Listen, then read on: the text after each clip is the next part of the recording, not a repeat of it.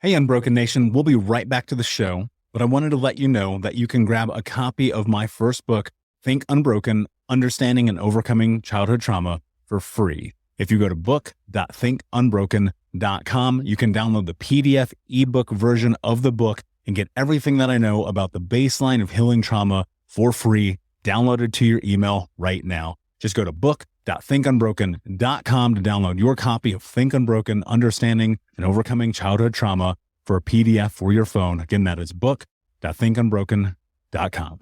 You're listening to the Think Unbroken podcast, and I'm your host, Michael Unbroken. I'm an author, speaker, coach, and advocate for adult survivors of childhood trauma and abuse. In this podcast, you will learn how to transform your trauma into triumph, turn breakdowns into breakthroughs, and go from victim to being the hero of your own story. You can learn more at thinkunbrokenpodcast.com, and of course, check us out on Apple Podcasts and Spotify at Think Unbroken Podcast. I constantly see in the world that people are terrified of coming out of their shell. They're terrified of being truly seen as who they are. And we live in this world where the exterior is valued so much. We put so much value on how we look, how we talk, how we dress, the car we drive, the partner we're with. And yet so many of us are suffering from the inside. We're scared to see who we are. We're especially scared to show it. And more so, the idea of being seen by someone else and being that vulnerable can feel like death. I'm very excited to talk to you today, Gregory, because one of the things that you do is you help people expose the truth of their beauty and of who they are on the inside to the outside world as a photographer. Gregory James Thelian, welcome to the show, my friend. Thank you so much for having me today, Michael. I am so excited to be here. And I really do just want to share this message of how self-perception really is everything. And so many people kind of have the wrong idea of it too. You know, we think it's just fancy clothes, dressing up nice, but it's really more about knowing who you really are on the inside. Yeah, so one of the things I have shared a little bit here over the years is that I was a professional award-winning international wedding photographer for a brief period of my life of about 7 years. And in that time, the one thing that I would constantly see with people is that the idea of stepping in front of the camera was so terrifying to them. It's interesting because we live in a selfie culture, right? Yeah. We live in a culture of let me put myself in front of the camera, and yet to be seen vulnerably without all of the all the forethought process that an individual puts in, it feels very scary. I mean, it's scary to see yourself. You know, a lot of people are afraid of that. A lot of people are afraid of that kind of person that's like deep inside that we want to let out, but a lot of times we don't. And we just mask it with all these other things because of everything that we go through in life. And it's kind of a shame. But I love being that person for my clients to help them break out of that and really see that person. Yeah, and I'd imagine you have, I think about these journeys they always start with ourselves, right? Oh, yes. And there's a requirement, I think, that if you want to help other people do the thing that you're doing, you've had to have done it yourself. So I guess really my first question, because I love the exploration that we're about to take. Yeah. Because as a former photographer and as a seeing firsthand, which, I can sit here and co-sign everything hopefully everything we're going to talk about today, that I get to co-sign it is because I lived it and I saw it in my clients, thousands of people. And I saw it in all of these experiences of people letting down their guard, seeing who they are, and sometimes loving it and sometimes not. And that being like the reality of it. But for me, it was when I started getting in front of the camera, I was very young. I was like maybe 9 or 10 years old the first time that I had a camera in my hand, and it just changed the trajectory of my life. And so I'm just curious, just background and context, what has that journey been like for you? And how do you end up becoming this photographer whose whole mission is to help people build confidence and self-love? Oh my God. So yeah, there's a lot to unpack with this question. Okay. But I don't have that same kind of, amazing photographer journey that all these people do, where it's like you had that camera in your hand when you were really young and this has become your entire life. That was not me at all. I never even thought of photography as a viable option. I actually have a background in graphic and web design. That's where I really started, but I really loved film. And even when I was really young, when I was in high school, I essentially taught myself, like the entire Adobe Creative Suite and everything at that time. And I just love to create. That's all that it was. And it took me a while to realize this, like digging down and doing introspection work. It took me a while to realize that I just loved creating. And it really wasn't the form, because I kind of hated doing graphic and web work, because I was creating like awesome websites for my clients, but a lot of them were medical doctors and a lot of them just wanted what they wanted. So it's like when you're in that kind of, business, you got to give your client what they want. And they would essentially break their websites. And I hated that so much. But I ended up buying, it was an expensive camera at the time. It was the Canon T2i. And I was using it to kind of like do like textures, and just I wanted to sell texture packs and do graphic work with it, but I wasn't doing that. So my wife sees the camera sitting on the table just collecting dust, and she's like, either learn how to use the damn thing or like sell it, try to get some of your money back. So I ended up swapping the lens on it, and immediately once you do that, you kind of start falling in love with photography, because now you're taking pretty pictures. And I just really loved it. And I didn't even think of boudoir photography as an option either.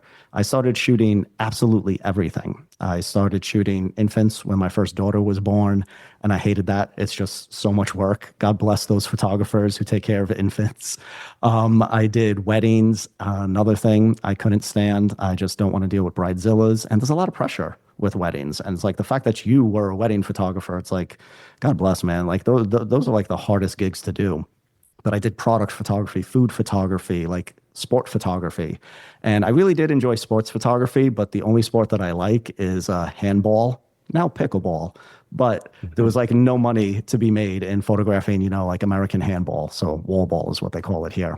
But I landed on boudoir photography because I heard about it. I started researching it, and I saw how empowering it is, as much as I hate that word now. But, that's what kind of sold me on it. And there was some truth to that, because with like the first model that I worked with, we did some really nice photos. We did some really good boudoir work. And one of the photos that I took of her was kind of more of like a glamour shot. And just like the way that it was cropped, it was, from like shoulders up and everything. And it looked really nice. And I was testing prints at the time. And I had this large, like 16 by 20 print or whatever, and I couldn't hang it up in my apartment with my newborn daughter and everything, so I gave it back to that model. And Diana was her name, and she was so thankful for that, because what she ended up doing with that portrait is she sent it to her grandmother, who lives in Russia, who never gets to see her. And I started getting thanks for my work, and that just felt amazing. So it's like at that moment, I knew there was something there.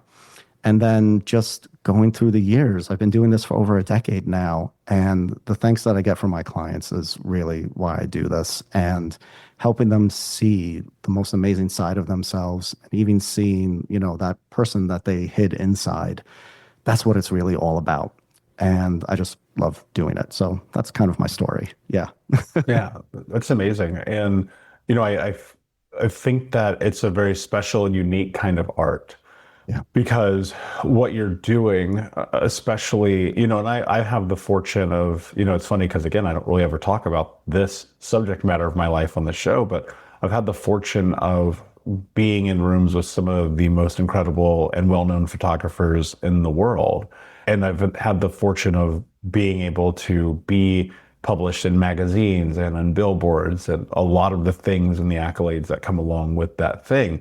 But what was interesting during my window of time doing it, which was, now it's been quite a while since I did, was it was something that I did not because of passion or fulfillment, but because I could literally sit with someone, show them a photo of themselves, and you could watch for the first time them seeing who they really were.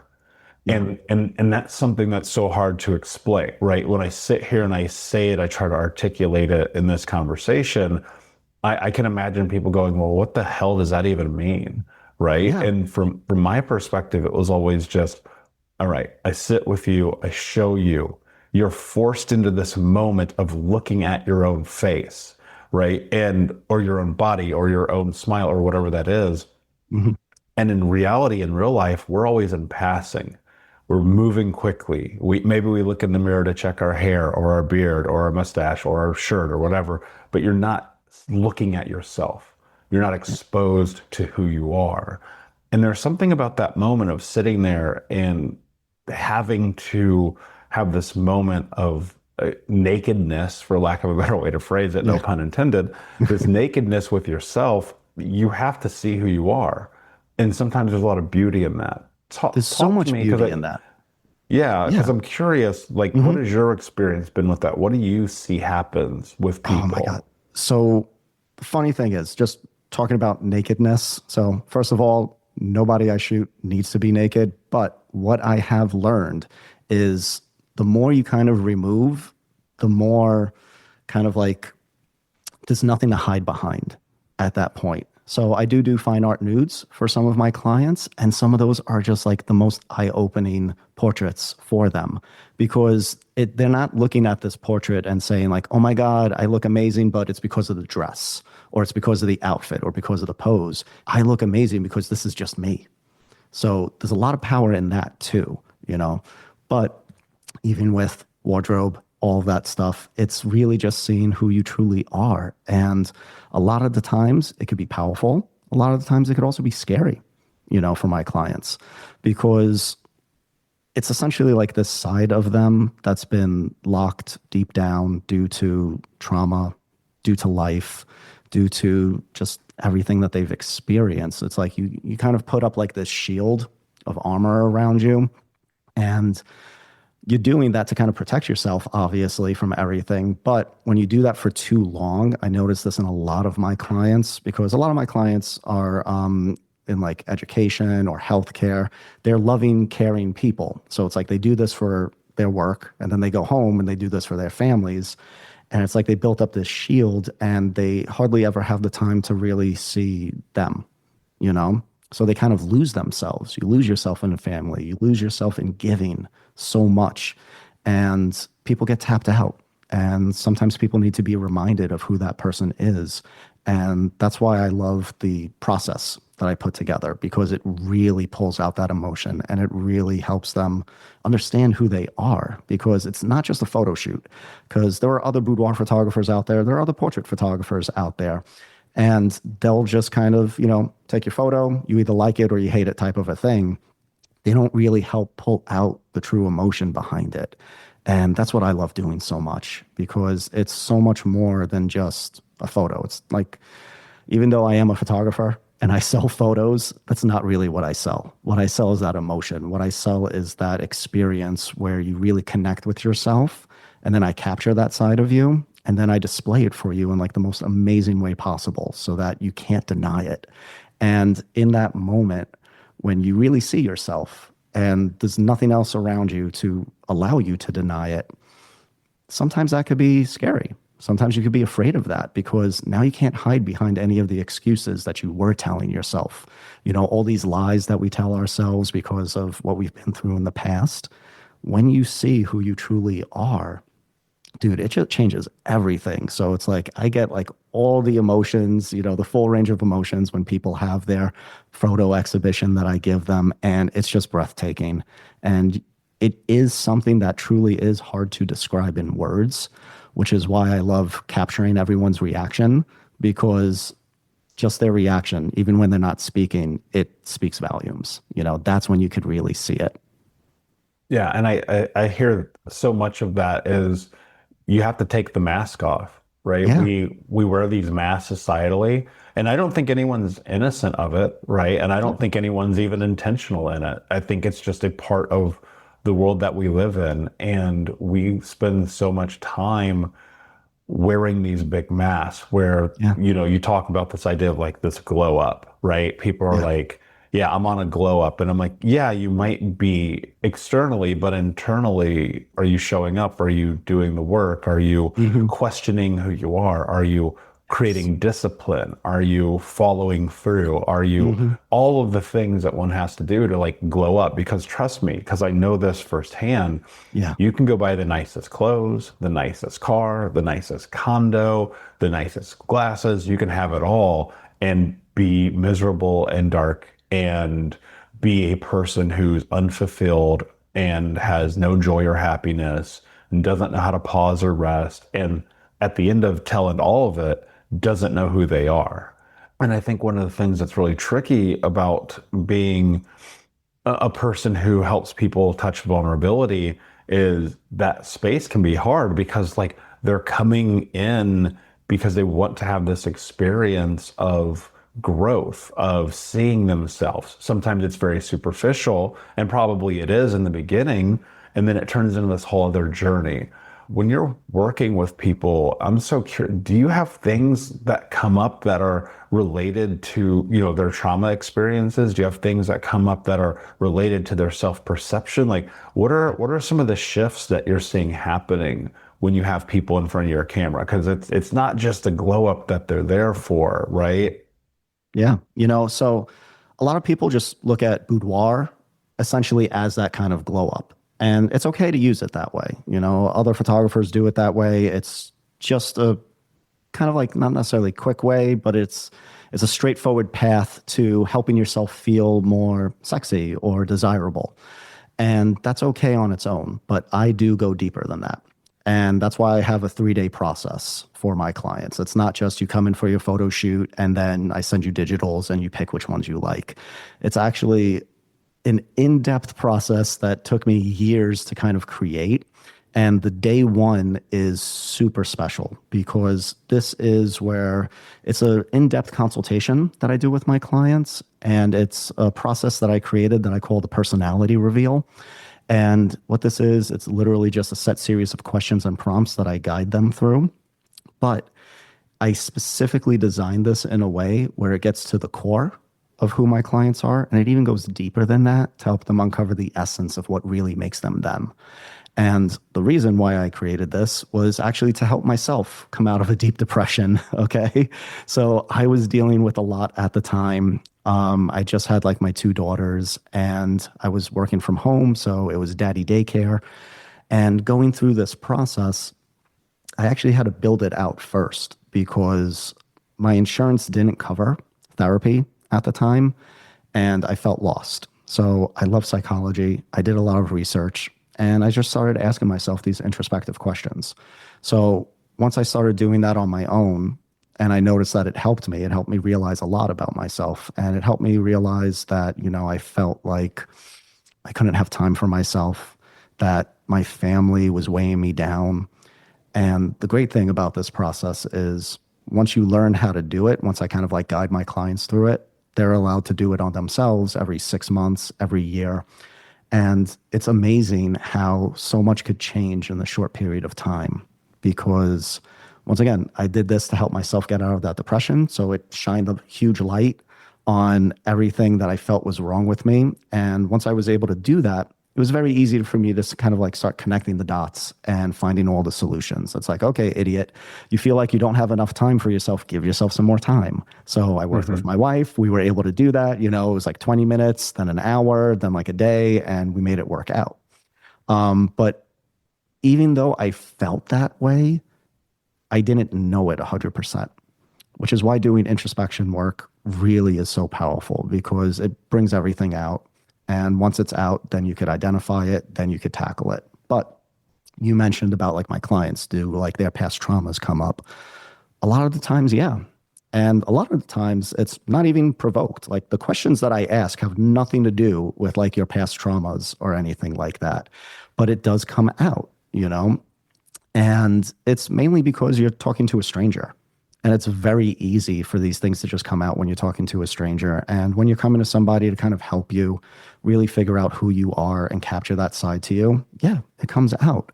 But, one of the things that I did learn is it's actually very easy for people to kind of just get all their traumas out and talk about it.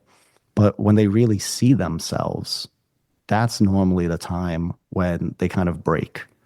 You might think that people are going to break down when like they're talking about their past and the experiences that they've been through. And yeah, tears do come out quite often sometimes. I even had somebody tearing up when I was just texting them on Instagram. And I just kind of have that effect on people sometimes. And I'm sorry about that to all of my clients, but it's all from a loving, caring place. And it's okay to tear up. It's okay to feel vulnerable. It's okay to kind of like even mourn that side of you, because once again, like when you build up that armor, you're kind of suffocating a part of you. And I notice this a lot in my clients, they're kind of suffocating themselves and they want to get in touch with that side again. And they want to see that person. They want to see that lively person that's inside of them. They want to see that boss bitch. They want to see everything. They want to see their strengths. And I love giving that to them. So yeah, we kind of do go through a lot of the bad, but it's always to get to the good core that really is inside of everybody. Yeah. And I think that being seen can be very difficult for people. 100%. Right. Because So much. especially, you talked about you work with a lot of caregivers and people who are offering themselves up to the world. Well, those people, as a blanket statement, generally always put themselves dead last. Yeah, They're last to take 100%. care of themselves, last to take the break, last to do what they need. Yep. And this can be a space of putting themselves first. It And is. being seen is a scary perspective for anyone in Yeah. general, right? When you're navigating that journey, like break that down. What does being seen mean? Like, what does it look like in this context? What is the experience that people are having? Because when I think about it, and I sit here and I coach people, right? So what I do is I sit and I have conversations with people. I give them the space to be honest. Like Yeah. that's the core of what it really is. And I think people believe that as a coach and this podcast host and the things that I've been doing for so long, that what I'm doing is I'm transforming people's lives. That's not true at all, right? I don't do that. People do that for themselves. I Yes. bear witness. And Yes. in that, I help them see possibility. For a lot of people, when they sit down with me, whether it be a pre-interview call or whether it be 6 months into a coaching program, what they're getting and what they're experiencing is something that they were denied. Yeah. And that's the thing that I think is what people desire. It really is. And, this brings up a past client of mine. I'm not necessarily going through my entire process, but like the third day of my process, what I do for my clients is I set up a private photo exhibition for them. So I already have all the best portraits from them printed, matted, framed, and just on display. This way, my clients get to walk into a literal gallery of themselves. And I had this one client, and she really kind of really put things in perspective for me on what I was really doing for my clients. Because as you know already, I like record everyone's reactions, and I wish I kept the camera rolling for her. But she was just really into it, and she was breaking down. She was in tears, but in a good way. And then when I stopped filming, she started saying something to herself, kind of like over and over. And like I leaned in and I overheard her. She's looking at her portraits and she's saying, "I'm worthy." And she kept saying that to herself. And I'm just looking at her and I'm like, yeah, you are worthy. You're so much better than everything that you've been through. And she went through the worst in life. Like when she explained to me everything that she's been through, it was literally like all the worst things that you could imagine happening to a child, all the worst things you could imagine happening to a woman. And it seemed like it was never stopping for her. But once she saw these portraits and she started saying to herself that she was worthy, it's like, yeah, you are. And like, this is what it's all about.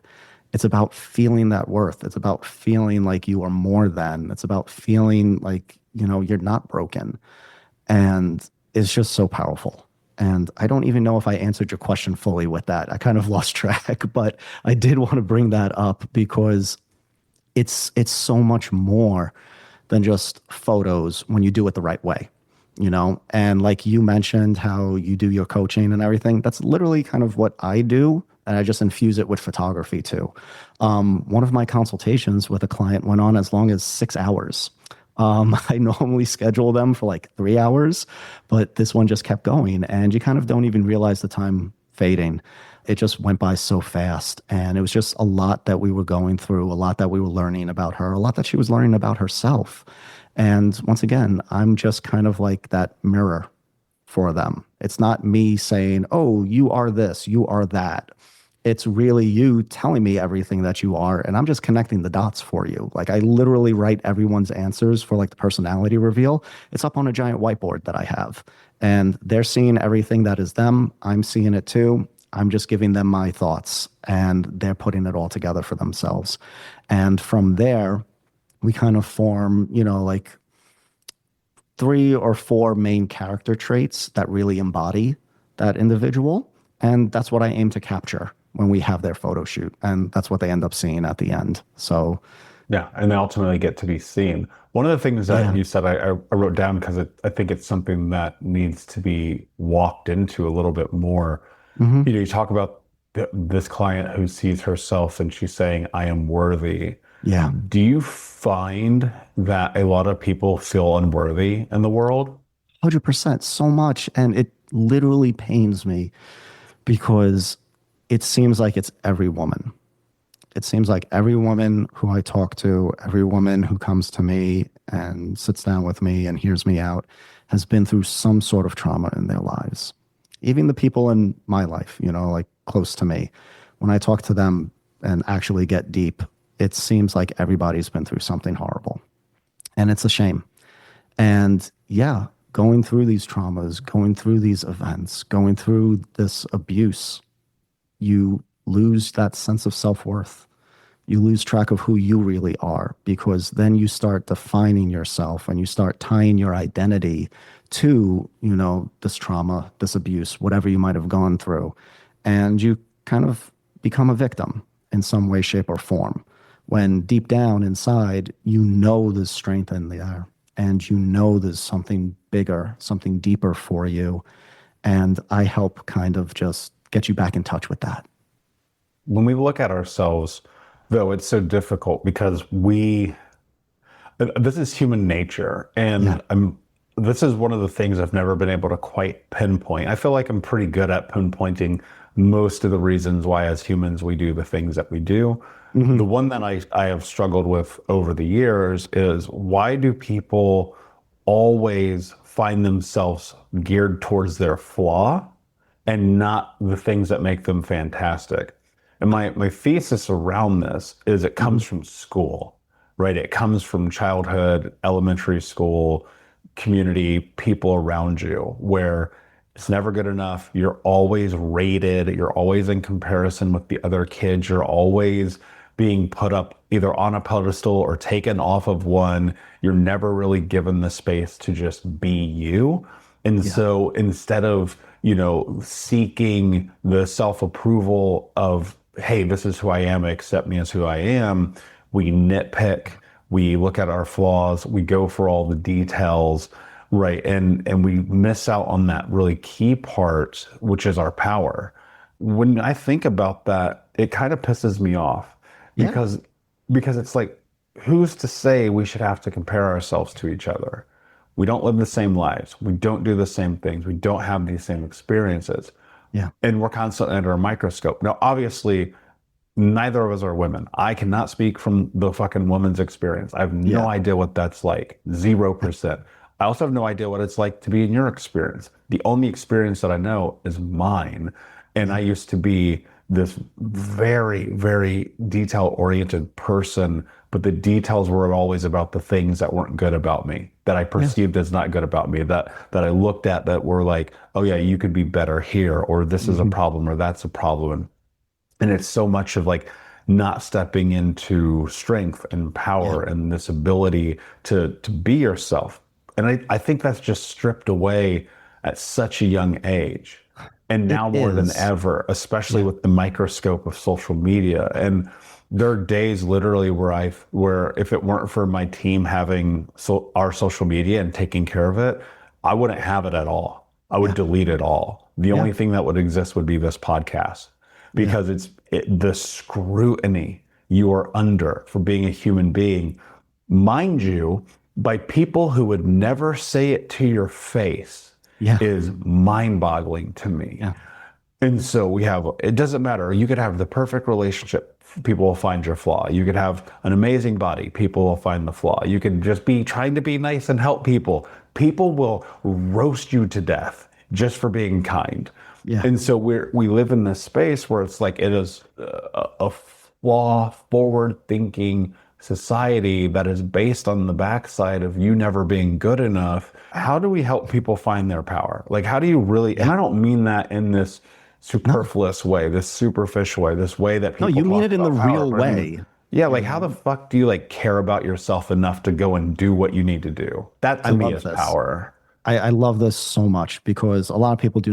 You just realized your business needed to hire someone yesterday. How can you find amazing candidates fast? Easy. Just use Indeed. Stop struggling to get your job post seen on other job sites.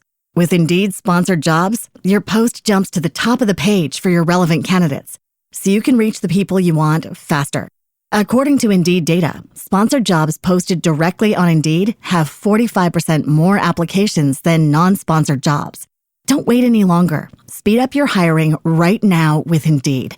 And listeners of this show will get a $75 sponsored job credit to get your jobs more visibility at Indeed.com/kidsandfamily. Just go to Indeed.com/kidsandfamily right now and support our show by saying you heard about Indeed on this podcast. Terms and conditions apply. Hiring? Indeed is all you need. Not talk about this enough. And yeah, why is it so much easier for us to talk about our weaknesses than our strengths? You know, this is actually like one of the questions that I ask my clients during their personality reveal. I ask them to list out their strengths, list out their weaknesses. 9 out of 10 times, it's always easier for people to just dump out their weaknesses. And we always have to kind of circle back to their strengths. Okay. The reason why I believe this is because, yeah, you're 100% right. It is kind of how like we grow up and we're constantly always told what we're doing wrong, what's wrong with us, how you need to be quieter, how you need to be this way, how you need to be that way, whatever it might be. And it's a shame, you know, because then we start telling ourselves that. Once we hear it enough from other people, then we start believing it. And once we start believing all the negativity, once we start believing that people are saying this is a weakness of mine, now we start identifying that as a weakness of ourselves. And we forget about the strengths. It's very easy for us to forget about the strengths when we're just caring about other people and not caring about ourselves. So we're constantly focused on doing for everyone else, trying to live up to everyone else's standards when we're not taking the time to be like, okay, what the hell are my standards? How do I want to live? What's the life that I want to do? And that actually is something that I kind of helped a couple people figure out for themselves through this process.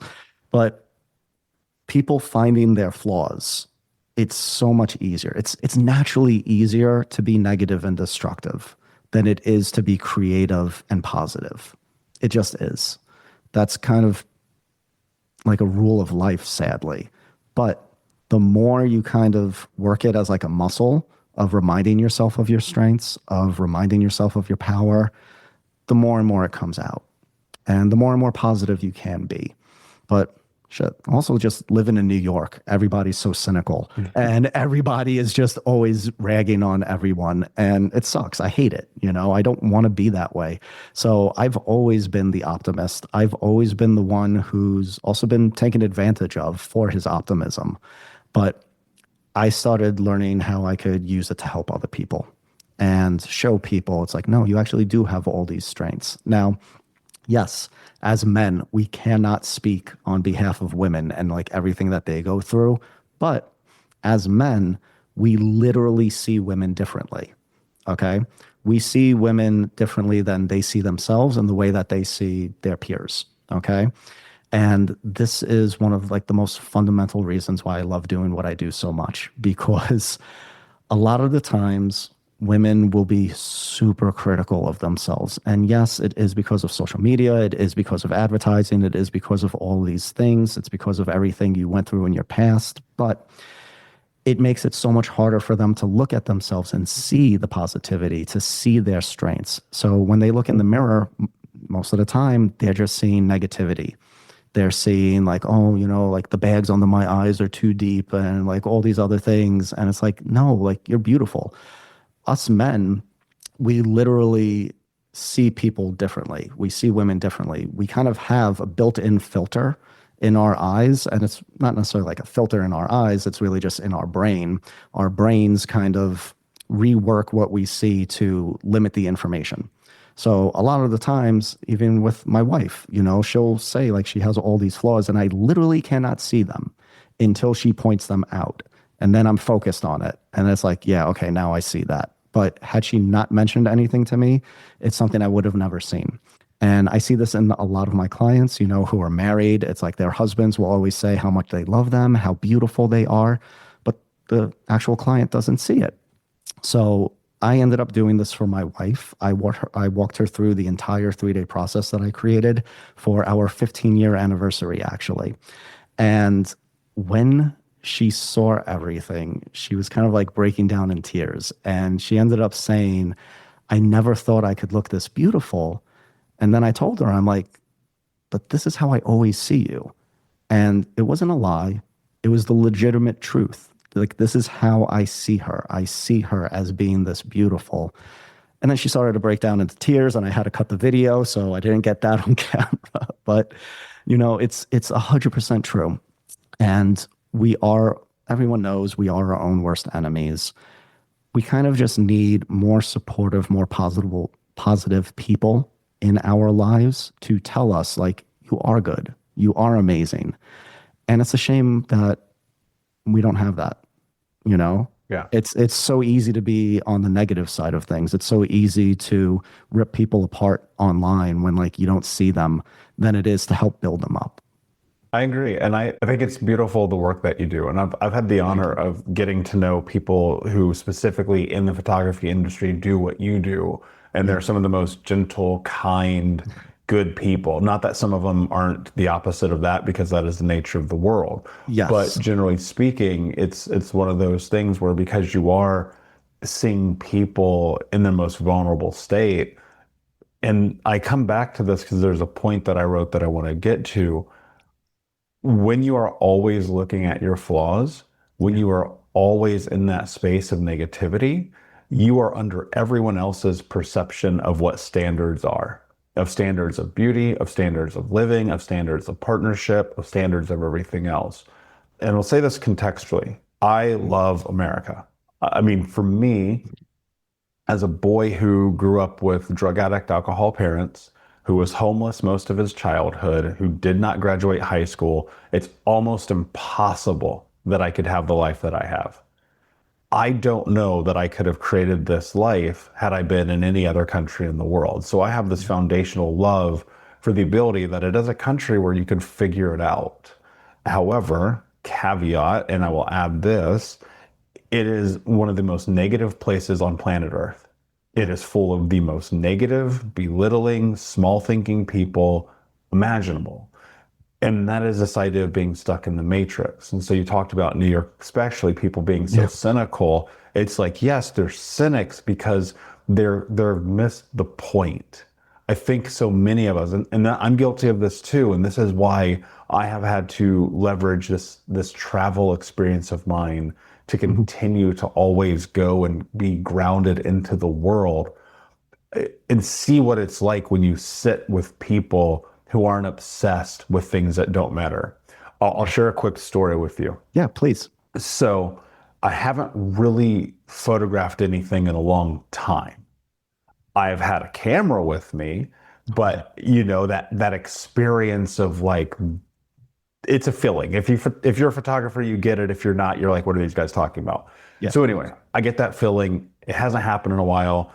I grab my phone. I go out and shoot, because my phone is my camera. As Chase Jarvis says, the best camera you have is the one with you. So yes. I take my camera with me. I'm out shooting, and I'm in Vietnam. I see this woman. She's on a bicycle. She's covered with rice bags on the back, and she has traditional garb on. And she's in the middle of this busy street, motorbikes everywhere, but just her on the bike. And it's this phenomenal shot. I step into the side of the road. I grab the shot, and it's actually one of the first photos. I've taken a lot of pictures, but it's one of the first photos I've taken in a long time. And so I come home, I toss it up on the computer, I open it up in Lightroom, I'm looking at it, and I notice something that I didn't see when I took the shot, because I was looking at her face, I wasn't looking at the rest of her. She had on, and mind you, my guess would be that this woman is a low, if any, wage worker in Vietnam. That is just Mhm. the nature of it. I'm going to call it what it is because of the context of what I saw. Her Yeah. clothes were tattered and torn. She was clearly unbathed. There was trash, on the bike along with these rice bags. And so I put the photo in. I'm looking at the photo, and I realize she has Louis Vuitton flip-flops on. Oh, wow. Now let's think about this for a second. Yeah. All right. In America, we have put commerce ahead of people. We have put things ahead of relationship. We have put Yes. stuff in front of self. Yeah. In America, we have put so much impetus on this idea of the things represent our character and who we're capable of being. Louis Vuitton flip-flops. In the States, those are probably $1,500. This woman who probably does not have $1,500. Now, again, this is a guess. I don't know. I don't know her. Haven't met her. Haven't talked to her. Just context. I have enough context to make this supporting idea. She has on Louis Vuitton flip-flops. Chances are they're probably not real. Who cares? If they were real, maybe they fell off the back of a truck. Who cares? She paid $1,500 for them. Who cares? Don't know. But what I do know, and the reason that I'm saying this, is because when I travel the world and I'm in places and I see people in the nature and the core who they are, those flip-flops, whether they're Louis Vuitton or not, has nothing to do with their core because they don't actually care here. Yeah. Like, that's the thing. They don't care. They don't care what you wear. They don't care how educated you are or are not. They don't care about the shoes on your feet. They care about the quality of the character of your person. Yeah. And we That's have the way it's supposed to be. and we have lost that. So when I hear this thing where people are like in depthly touching their flaw instead of the goodness of them, I'm like, why are you holding yourself to other people's standards? Trust me, I own Louis Vuitton shoes. They did not make me a better or worse person, right? They did not change my life. They did not do anything for me at all. No. That I my mean, Nikes can't do. Exactly. The most that it can do is make you feel good for the moment, because it's like, oh, I spent money on myself. I treated I myself. love them, by the way. Look, for context, I love them. They're the most comfortable shoes I've ever worn. Well, there you They're go. also a pair of shoes that I bought as a gift to myself. Yes. Right? And I think that there's that element of it. But I guess because I have a little bit deeper sense of freedom, like, I don't care if you like me because of the shit that I own. Exactly. And that's where a lot of people fail, because a lot of people build themselves up like, I have to have these things. I need to have that bag. I need to have that car. I need to have that status. And it's not true. Do those things make you feel better? Sometimes, maybe for a short period of time. Is it really who you are? Is it truly that important to you? Most of the time it isn't. And it's a shame that a lot of people don't realize that, and that a lot of people aren't questioning that about themselves. Like, I just went shopping with my brother, and he introduced me to this pretty expensive store. What is it? Rag and Bone. And oh my God, like, the quality of their stuff is amazing. I wish I could have bought more shirts. I ended up getting one that was like on sale off the rack or whatever. And it was amazing. But like, he ended up buying all of them. And it wasn't necessarily because of status. It was just because of like good quality. But a lot of people do it because of the status, because it is a symbol, and because it makes them, even in just like the moment, feel better. But it's not lasting at all. It's super fleeting. It's like after you get that expensive car and you drive it around for a little bit, you lose that good feeling, and you're just left with who you are. And if you're not happy with who you are, it doesn't matter what you buy. It doesn't matter what you get. It doesn't matter what you attain, the status. If you're not happy with yourself, you're not happy. It's that simple. Why is what you do different? Because I hear Yeah. you say that, and then I think about someone having a portrait of themselves on their bathroom wall, and I go, yeah, but that's the same thing, but it's different somehow. It is different. So it's different in the way of my process, because I really do help figure out who my clients are deep down. And once I know that information, then I could capture that. If I skip that part completely, I'll still take good looking photos of the person, but it's not going to hit the same way. They're not going to feel it. They're going to look at it and be like, okay, yeah, I look good, but they're not going to be like, oh my God, this is me. So because of the process that I put through, because I build up the emotional impact behind it, now it's a portrait that every time that they look at it, they're like, holy shit, like that is me. Yes, this is what I need in my life. This is what I need to wake up to. And I have clients who do have this framed like over their beds and everything. And it's a constant reminder. Okay, that's what it is. It's not just like, okay, this is a good picture. You know, you took this photo of me in this amazing looking, you know, location or whatever. It's them. And the only way you get that is by spending the time with the client. You know, one of the things that I sadly learned about the whole boudoir industry once I started getting into it is that there are a lot of creeps out there. A lot of the male photographers out there are just creeps and they're doing it for nefarious reasons. And that's always kind of like the first barrier that I have to break through with my clients. It's like, nope, I'm actually one of the good guys. I'm here to help you through this and everything. I'm married. This is going to be 18 years in August that I'm married, you know? So that's not why I'm doing this. I'm doing this to literally help people because this is what I was told boudoir photography was supposed to do. And with the process that I created, that's exactly what it does. Okay. And when you do it the right way, it's so powerful. And I literally can't do it any other way. Every time I tried to like do like mini sessions or whatever, or it's like, oh, we have like this fun, cute theme, it never hit the same way. And my clients didn't even want it. Like I never really book those shoots because they're like, no, I want the full experience. Like I want you to like pull the core out of me and I want to see that person because I feel that person inside of me and she's not coming out. And once you're able to capture that, then it comes out. Now it's real. It's physical proof. You know, it's on your wall. It's staring you dead in the face and you literally can't deny it. And when you get to that point, when you cannot deny who you really are, that's when everything really shifts for you. And that's like the whole power of it. You know, photography can be so powerful and it's amazing because when like you think about it, it's like, it's just a photo. You know, how powerful could it really be?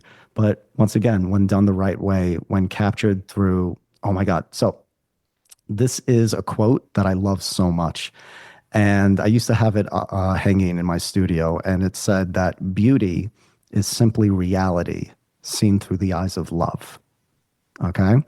And I love helping my clients learn to love themselves so that when they do see themselves, they see all of that beauty. They see all of their strengths. They see all of those defining characteristics that are so much more than the pain that they went through or the trauma that they experienced.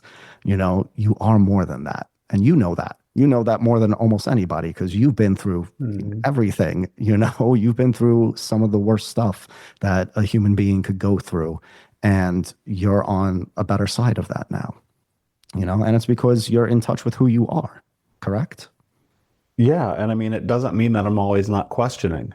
Yeah. You know, and I think that I question myself all the time. yeah. And there's always, I think, here's how I kind of framed it. I was talking to someone the other day and it's like, when you open this door to whoever it is that you are for the first time, some people do it when they're very, very young, which I find to be incredibly rare, unless they have a very supportive environment. Most people do it late 20s, early 30s, but the vast majority of people I see do it doesn't come until the 50s. But regardless of all of that, the point is, the thing that I see in people is that when they open the door of choosing to figure out who they are, the process daily is, will you walk through the door again? Because once you see it, it can't be unseen, right? It's the thing that can't be unseen. Yeah. And so when I'm sitting across and I'm working with someone and they're in this moment of self-discovery and introspection, the thing that I try to tell them is, it doesn't matter what happened in the past. And the reason why I say that is because we can't control the past. We can't change the past, but we leverage it and we allow it to be the reason why we're stuck. We allow it to be the reason why we can't have the things we want in life, whether consciously or subconsciously. But the game becomes, okay, now I see myself for the first time. I understand and I can have awareness about those things that happened in the past. The real question becomes, even with all that information and data, can I go through the door again today? Yeah. And that's when I have a portrait of myself that I had a friend do. It was the first custom suit I'd ever bought myself. And nice. You know, I think glamorized photography for men can also be as powerful. It wasn't No, boudoir, it totally can be. but it was this experience because I bought this custom suit. I had these beautiful shoes. I wanted to do a photo shoot. Hmm. And in seeing myself in that moment, even for me, and I think that shoot was 7 years ago, probably, I still use those photos today. I'm a little bit grayer, but like, I look at those Yeah. and I'm like, okay, that moment for me was significant because it was a moment where I was stepping into myself even more. Um, Yes. I I had this really, there was a beautiful photographer, Mary Beth Abel, and she photographed me. And it was one of those experiences where, as I was in front of her camera, I was like, oh my God, I forgot how naked this feels. Yeah. But it's also the most empowering thing you could ever imagine doing because Yeah. actually, as a client, as the person being photographed, you're the one in control because you're the one who walked into the door. You're the one who made the decision. That's the same thing that happens when my clients come and work with me. I Yeah. go, you're actually in control of this. I'm not. I'm just here to proctor the journey. I'm just here to Exactly. show you what you can't see. It's like almost literally the same thing you do, except my medium happens to be, my brain less so than my camera. Yeah. I'm curious. Hmm. I know we're running out of time, but I want to ask this Oh, question. are we? Okay.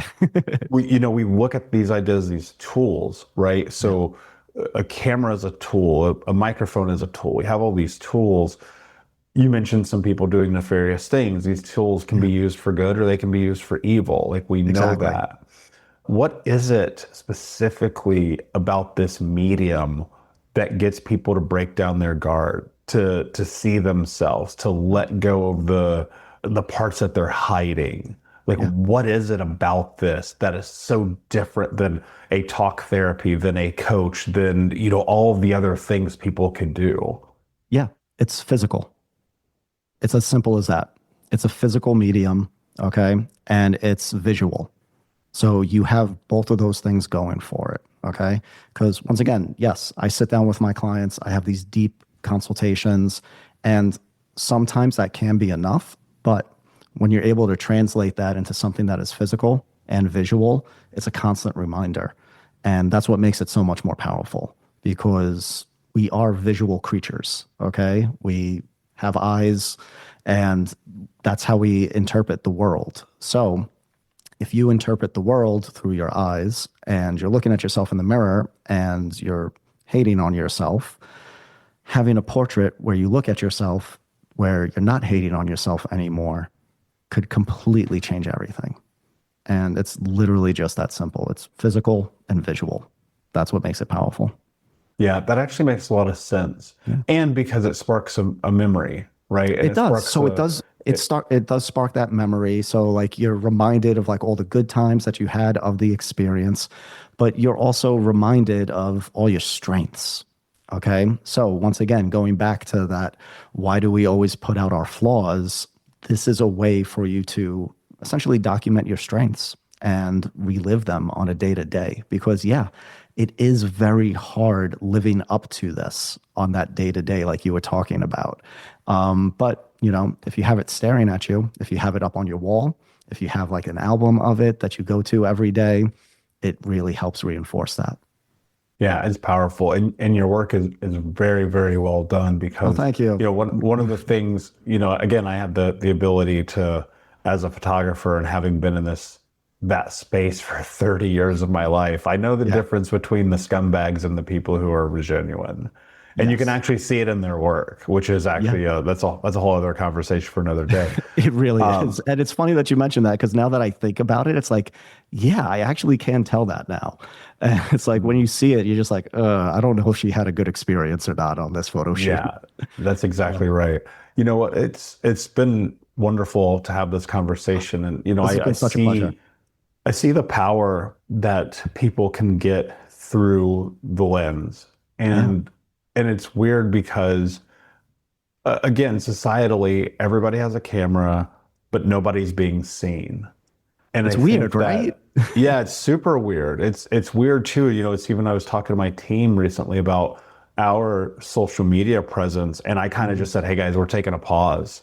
Yeah. Like we're pausing all of it because it feels so gross to me right now. Even as even the content we're putting out, I'm like, why are we doing this? But it's something I've always struggled with the social media, because as soon as I get on it, I hate it. And this is why I really don't post that often. And it's hard for me to post because it does feel icky. It does feel like I don't know. I never liked social media. So it's like if you go through all of my channels, it's all just business related. And I'm working on making it better as much as I can. I do suffer from perfectionism, so it's always hard for me to put something out, but I'm looking to just get stuff out there that talks to people. That's what I'm looking to do Yeah. now. And it's like once you Well, kind of have that shift, that's really what it's about. yeah, And that's and what the you reason do. I brought that up, yeah, and the Yeah. reason I brought that up is because it is just to make a point that social media is not reality. It's not. Like no It's not. matter what. And I think that so many people, women, especially young girls, it's insane what I'm seeing happening right now, which is another reason I just don't want to be on social media. The glorification of children, it's all a fucking nightmare to me. It And is. but ultimately the way that I see it is like social media is not real. It's just not real. None of it is. And you see so many people, they will tell you all their goodness, all the amazing things that they're doing, but they won't tell you how dark it is. Yeah. And that's the thing that pisses me off. Yeah. And so that's the thing though, as Americans, and I'll speak, I know people internationally that listen to the show, but as Americans, we kind of leverage that and we get in this thing and then we start leveraging ourselves. And so when I think about photography and the thing that you do, all of that was to say this, it's a great way for people to come back home to themselves. It really Because is. what a better home than the home that is the one that you're in, whether you like it or Yeah. not. And so you Exactly. might as well find a way to love it, even if you don't, Yeah. whatever that route takes. And I know because I've seen it in your work, I've seen it in my work, I've seen it in the work of many photographers, my old work, I should say. I've seen it, but then also my current work, it's coming back home. It It's doesn't leave you. reconnecting. Because once again, this is the way that you see the world. Okay. So you're always going to be capturing it that way. And this is what makes different artists different. It's the way that we see things. Okay. And, it's the same thing with like tattoo artists or any type of artist. Everyone is different. Everyone sees things, everyone interprets things in different ways. And I have the ability, thankfully, to kind of feel out my clients, learn about them, and show them like all the beauty that's in them. And once again, that's just on the individual. So you do it in your way, I do it in my way, and other photographers do it in their ways. And that's just all that it is. Yeah, I love that. Man, I want people to feel empowered to reach out to you, to connect with you, to learn more. Yes, Before I definitely. ask you my last question, how can they do that? Okay, so you could just simply go to gregorymamesphotography.com. That's my main website. You could go to contact information and reach out to me directly. I read all the emails that come directly through there. You could also schedule a phone call with me. So if anything that I said today hits you in any way, if like you're feeling what I'm talking about and what me and Michael are discussing here today, set up a phone call with me. It's free, 15 minutes, no worry. And I just want to learn more about you. That's what it's all about. Yeah, amazing. And look, as somebody who's been around for photography for 30 years, Yeah. legitimately, I know the difference between someone who's good and good intentioned and who's not. And I've been around many of them. And let me tell you that I wouldn't have Greg on the show if I didn't think that he was a good one. Thank you. My last question for you, my friend, what does it mean to you to be unbroken? Okay. So I love that you ask everybody this question. And yes, I kind of was thinking about this a lot before we got on the episode today. But in all honesty, being unbroken to me really just means knowing. Okay. It means knowing that you are more than these broken pieces that you might feel like. It's knowing that you're whole. It's knowing who you are at your core and knowing the essence of what really makes you you. And it's not just knowing what like your passions are, but it's knowing what your purpose is in this life. And once you have that knowledge, once you truly know that and you kind of feel it like in your heart, you feel it deep down and you feel it in your bones, like nothing could make you feel broken again when you have that type of knowledge. It could really it just elevates you in so many different ways. And it's also knowing that you're not alone in all of this. We're all going through shit like this. And it's knowing that it's okay to ask for help. So that's what being unbroken means to me. It's really just having that knowledge of who you are and living it.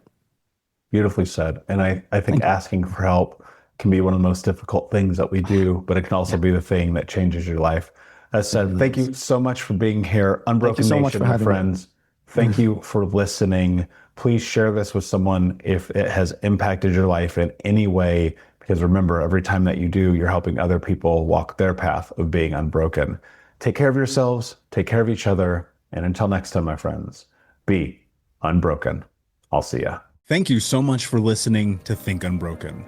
Please share this episode with someone who could use it and help us move forward in our mission of ending generational trauma in our lifetime. And if you would, please take 5 seconds to pop on iTunes or Spotify, hit that 5-star, leave a review, and you can also reach out to us on social at Michael Unbroken or at Think Unbroken. And of course, you can check out our YouTube channel at Think Unbroken. Thank you for being a part of Unbroken Nation, my friends, and until next time, be unbroken.